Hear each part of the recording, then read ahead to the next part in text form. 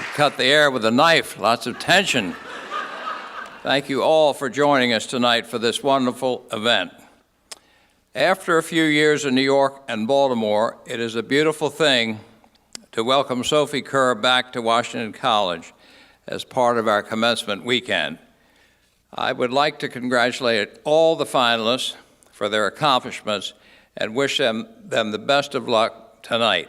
This is the 48th year that we will award the Sophie Kerr Prize, and I'm delighted you could all join us to honor her legacy and to support and cheer on our finalists.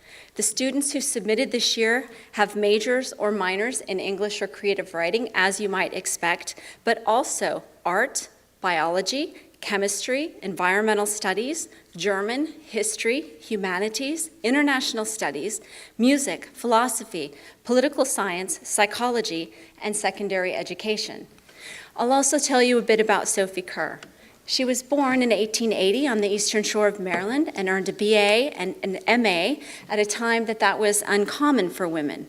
Over the course of her 40-year career, she served as managing editor of Woman's Home Companion, published 23 novels, 500 short stories, numerous articles in the most popular magazines of the day. She saw a play she wrote run on Broadway and be turned into a Hollywood film. She was a voracious reader and an industrious writer who took as her subject matter everything from love and romance to cookery and cats. So over 50 years ago, when Sophie Kerr left over $500,000 to Washington College, she stipulated that half the earnings each year be given to the graduating senior who shows the most literary promise.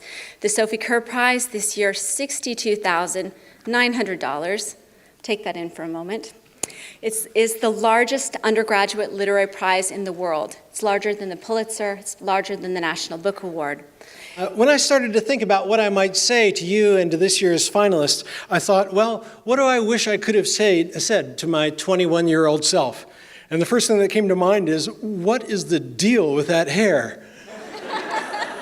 I don't know what I had. I had a big thing on my head. And it was only after we left that we understood how strangely wonderful this place is. One of the keys is, of course, the Sophie Kerr Fund.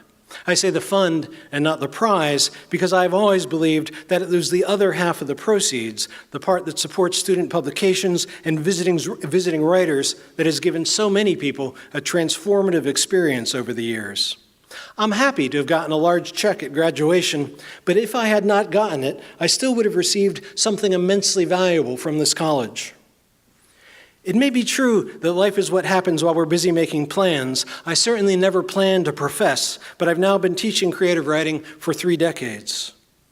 So what a glorious thing it is to be here on the occasion of the awarding of what we believe to be the largest undergraduate award for writing in the country. I've been given an envelope, as on television, with the news of the name of this year's winner. And that person is Alexander Vidiani.